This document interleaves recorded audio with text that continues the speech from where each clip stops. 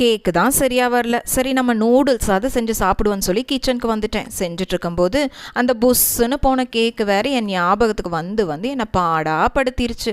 அட எதுக்கு தான் கேக்கு செஞ்சீங்கன்னு சொல்லி யோசிப்பீங்களே. நாளைக்கு என் பொண்ணோட பர்த்டே, அவளுக்கு பிடிச்ச மாதிரி கேக்கு செஞ்சு அசத்திடலான்னு சொல்லி திட்டம் போட்டேன்.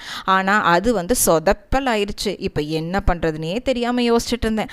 அந்த டைம் என் அக்கா பையன் கரெக்டாக கால் பண்ணி நான் நைட்டு வீட்டுக்கு வரேன்னு சொல்லிட்டான். அவன் கரெக்டாக அவளுக்கு பிடிச்ச ஃப்ளேவரே ஐஸ்கிரீம் கேக்கே வாங்கிட்டு வந்துட்டான். கேக் கட் பண்ணலான்னு சொல்லி ஓப்பன் பண்ணி பார்த்தா நைஃபை மறந்துட்டு வந்துட்டான். நம்மளுக்கு நைஃபாக முக்கியம், நம்மக்கிட்ட இருக்க நைஃபையே வச்சு கட் பண்ணிடலான்னு சொல்லி கட் பண்ணி நாங்கள் கேக் சாப்பிட்டுட்டோம். ஆனால் இந்த ஐஸ்கிரீம் கேக்கை நான் இப்போ தான் ஃபர்ஸ்ட் டைம் பார்க்குறேன். அதனால் அது வாங்கிட்டு வந்தனையுமே ஃப்ரீசரில் வைக்கணும்னு எனக்கு தெரியல. அதனால ஐஸ்கிரீம் எல்லாம் மெல்ட் ஆகி போச்சு. நம்மளுக்கு மெல்ட் ஆனால் என்ன, மெல்ட் ஆகலைன்னா என்ன, நம்மளுக்கு தேவை கேக்கு. கேக்கு சூப்பராக இருந்துச்சு. நாங்கள் இப்படி தான் மிட் நைட்டில் செலிப்ரேட் பண்ணோம். தேங்க்யூ.